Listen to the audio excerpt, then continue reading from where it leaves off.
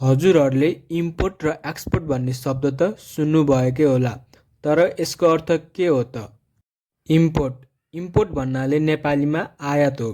जब हामी विदेशबाट सामानहरू जस्तै मोबाइल, पेट्रोल, गाडीहरू आफ्नै देशमा झिकाउँछौँ, त्यसलाई इम्पोर्ट भनिन्छ।